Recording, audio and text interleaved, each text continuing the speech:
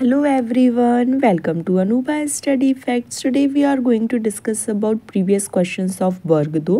मैंने कम्युनिटी पर शेयर किया था कि क्या आप लोग सेशंस देखना चाहते हैं, तो मोस्ट ऑफ द पीपल से यस।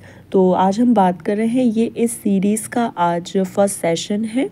आप लोग अपने फीडबैक ज़रूर दीजिएगा कि आप किस तरीके से क्वेश्चंस देखना चाहते हैं और डिटेल एक्सप्लेनेशन या इससे कम एक्सप्लेनेशन चाहिए, वो सब आप मुझे कमेंट्स में बता दीजिएगा। तो वर्ग 2 की जो लोग तैयारी कर रहे हैं, आप सभी को पता है कि अगस्त जो है वो टेंटेटिव मंथ है वर्ग 2 के लिए।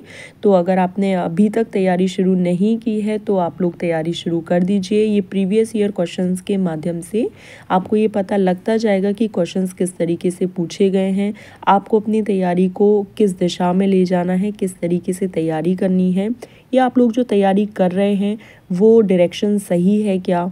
क्योंकि अगर प्रीवियस ईयर क्वेश्चंस आपसे बन रहे हैं, इसका मतलब ये है कि जो आप तैयारी कर रहे हैं वो बहुत सही है, बस अब उसे और आगे कंटिन्यू करते जाना है।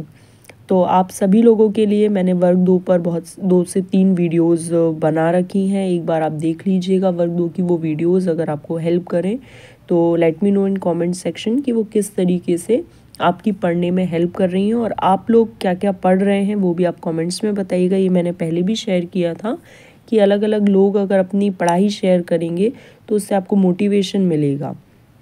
ठीक है, तो चलिए फिर आज का सेशन हम शुरू करते हैं। फर्स्ट क्वेश्चन है कि परमानेंट हार्डनेस ऑफ वाटर किसकी वजह से होता है। आप ऑप्शंस पढ़िए और आंसर देने की कोशिश कीजिए। Calcium carbonate, magnesium nitrate, MgCl2 या फिर सोडियम कार्बोनेट। जो क्लोराइड हैं, सल्फेट हैं और जो नाइट्रेट हैं, किस किस के, कैल्शियम और मैग्नीशियम के, वो वाटर को परमानेंट हार्डनेस देते हैं। तो यहाँ पर देखिए, तो मैग्नीशियम नाइट्रेट और MgCl2 दोनों ही सही ऑप्शंस हैं, लेकिन MPPEV ने MgCl2 को सही माना था। नेक्स्ट है 3 forces 20 newton, 30 newton, 50 newton are acting on a body placed on a horizontal plane. Had the 20 and 50 newton acting on towards left, मतलब 70 न्यूटन लेफ्ट हैंड साइड लग रहा है and 30 newton right opposite direction, मतलब right side लग रहा है। तो resultant क्या आएगा, ये सभी को पता है भाई, 70 लेफ्ट हैंड साइड लग रहा है तो 40 न्यूटन टूवर्ड्स द लेफ्ट होगा। आई होप इस तरीके से जो एक्सप्लेन मैं कर रही हूँ वो आप लोगों को ठीक लगे। आप, क्योंकि फर्स्ट सेशन है तो आप लोग बता दीजिएगा कि आपको कितना ज़्यादा एक्सप्लेनेशन चाहिए या कम चाहिए। ठीक है, तो ये सभी को समझ आ गया ना कि 70 न्यूटन किस तरफ लग रहा है, लेफ्ट हैंड साइड लग रहा है, और 30 न्यूटन किस तरफ लग रहा है, राइट हैंड साइड लग रहा है। तो न्यूट्रल कितना कर दिया उसने, 30 को न्यूट्रल कर दिया, अब कितना बचा, 40 न्यूटन बचा ना। तो 40 न्यूटन किस तरफ लगेगा, ये आपके लेफ्ट डायरेक्शन में लगेगा। आई होप आप लोगों को ये सेशन पसंद आ रहे हो। मैं कोशिश कर रही हूँ आप लोगों के लिए कि वर्ग 2 के लिए अच्छी तैयारी करवा पाऊँ। सेशंस भी मैंने अपलोड करे हैं, केमिस्ट्री का, एक बायोलॉजी का। अगर आप फिज़िक्स के थ्योरी में सेशंस देखना चाहते हैं या और न्यूमेरिकल क्वेश्चंस देखना चाहते हैं तो वो भी आप बताइएगा।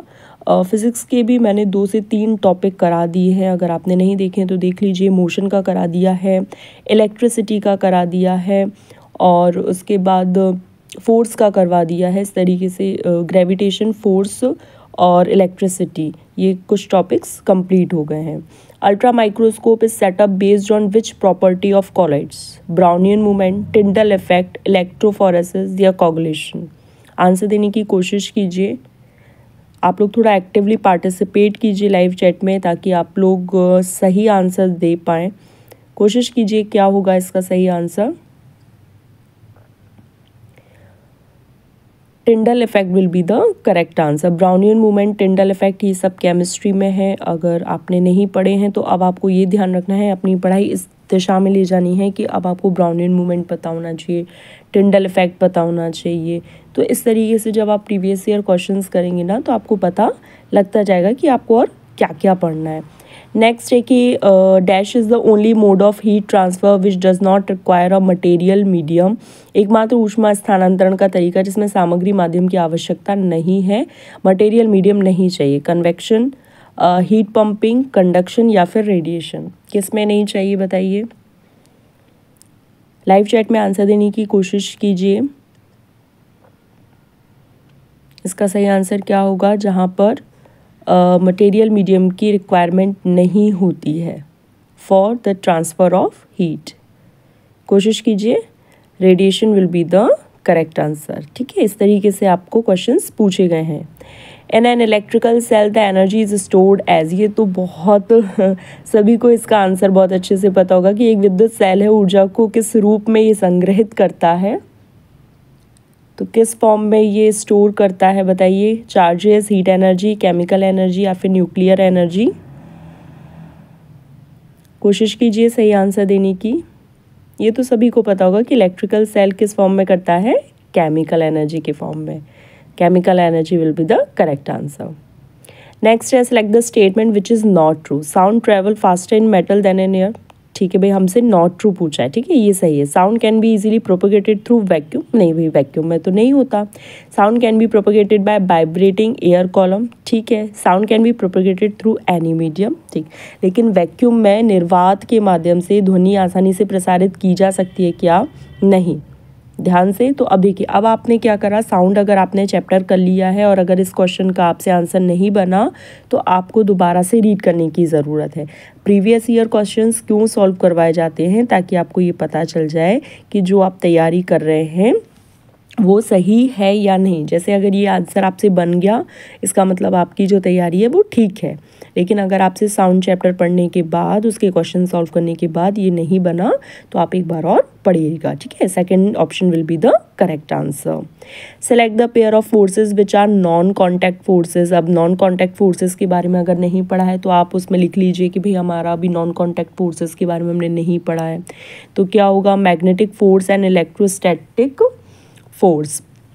अब चूंकि फर्स्ट ऑप्शन ही इसमें सही दे दिया है, तो magnetic force and electrostatic force जो होते हैं वो कैसे होते हैं, नॉन कॉन्टैक्ट फोर्स होते हैं। तो जो टॉपिक अगर जैसे ये हम क्या है 10 क्वेश्चंस की एक सेशन लेकर आएंगे, ताकि वीडियो बहुत ज़्यादा लेंदी ना हो, जिसमें आपको क्या करना है कि जो टॉपिक आप लोगों को नहीं आ रहे हैं, जैसे अभी ये नॉन कॉन्टैक्ट फोर्स का है या साउंड का है या इलेक्ट्रोप्लेटिंग वाला है, ब्राउनियन वाला है, तो आप इनको नोट डाउन करते जाइएगा। ठीक है, तो first option will be the correct.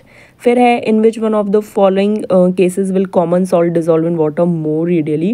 सरलता से विलेत हो जाएगा। तो सबको पता है कि टेम्परेचर जब बढ़ता है तो काइनेटिक एनर्जी बढ़ती है, काइनेटिक एनर्जी बढ़ती है तो पार्टिकल्स बहुत जल्दी मूव करने लगते हैं। तो देखिए टेम्परेचर कहाँ पर है, कोल्ड वाटर में है क्या, नहीं। रूम टेम्परेचर लेकिन 90 डिग्री से तो कम है क्योंकि 37 पे आ गया।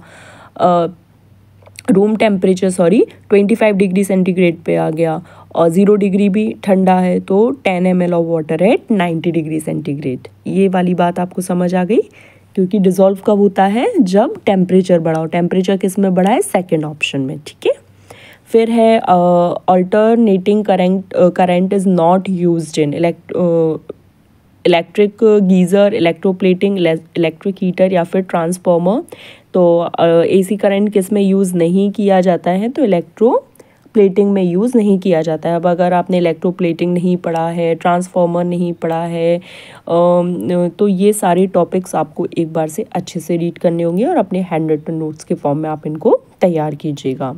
आज के लिए लास्ट क्वेश्चन है, the process of conversion of water vapour into liquid is called. क्या होगा, सब्लिमेशन, कंडेंसेशन, मेल्टिंग और फ्यूज़न। तो मेल्टिंग सबको पता है, पिघलना। फ्यूज़न मतलब सॉलिडिफिकेशन।